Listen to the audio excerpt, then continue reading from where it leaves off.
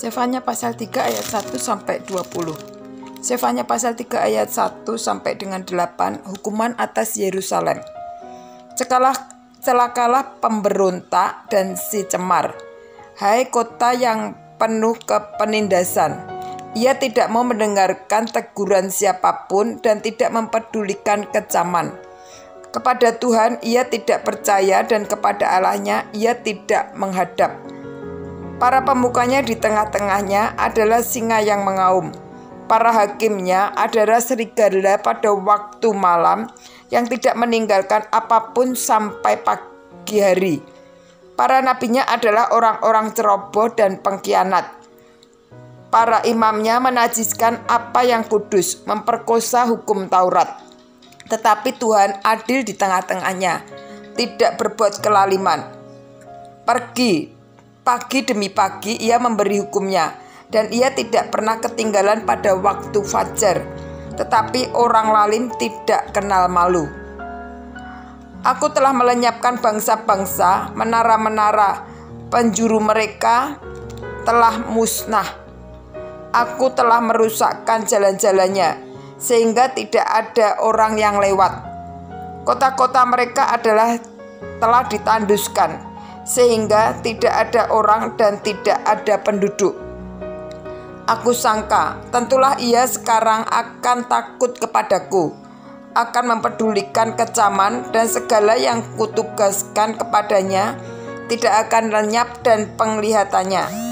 Tetapi sesungguhnya mereka makin giat menjadikan busuk perbuatan mereka. Oleh karena itu, tunggulah aku. Demikianlah firman Tuhan.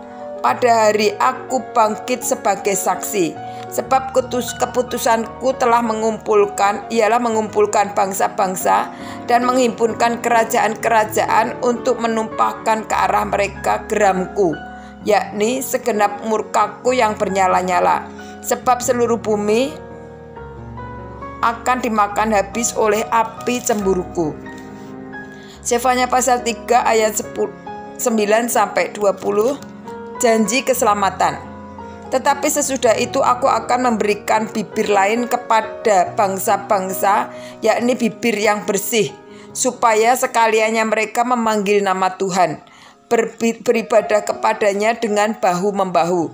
Dan seberang sungai-sungai negeri Ethiopia, orang-orang yang memuja aku, yang terserak-serak akan membawa persembahan kepadaku.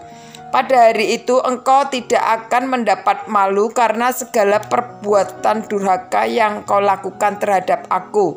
Sebab pada waktu itu aku akan menyingkirkan daripadamu orang-orang yang ria congkak, dan engkau tidak akan lagi meninggikan dirimu di gunungku yang kudus. Di antaramu akan kubiarkan hidup suatu umat yang rendah hati dan lemah, dan mereka akan mencari perlindungan pada nama Tuhan, yakni sisa Israel, dan mereka tidak akan melakukan kelaliman atau berbicara bohong. Dalam mulut mereka tidak akan terdapat lidah penipu. Ya, mereka akan seperti domba yang makan rumput dan berbaring dengan tidak ada yang mengganggunya. Bersorak-soralah, hai putri Sion. Bertempik soraklah, hai Israel. Bersukacitalah dan beria-rialah dengan segenap hati, hai putri Yerusalem. Tuhan telah menyingkirkan hukuman yang jatuh atasmu, telah menebas binasa musuhmu. Raja Israel, yakni Tuhan, ada di antaramu. Engkau tidak akan takut kepada malapetaka itu lagi. Pada hari itu akan dikatakan kepada Yerusalem, janganlah takut, hai Sion, janganlah tanganmu menjadi lemah lesu. Tuhan Allahmu ada di antaramu sebagai pahlawan yang memberi kemenangan. Ia bergirang karena engkau dengan sukacita. Ia membaharui engkau dalam kasih-Nya. Ia bersorak-sorak karena engkau dengan sorak-sorai. Seperti pada hari pertemuan raya, aku akan mengangkat malapetaka dari palangmu, sehingga oleh karenanya engkau tidak lagi menanggung cela. Sesungguhnya pada waktu itu aku akan bertindak terhadap segala penindasmu, tetapi aku akan menyelamatkan yang pincang, mengumpulkan yang terpencar, dan akan membuat mereka yang mendapat malu menjadi kepujian dan kenamaan di seluruh bumi. Pada waktu itu aku akan membawa kamu pulang, yakni pada waktu aku mengumpulkan kamu, sebab aku mau membuat kamu menjadi kenamaan dan kepujian di antara segala bangsa di bumi dengan memulihkan keadaanmu di depan mata mereka. Firman Tuhan.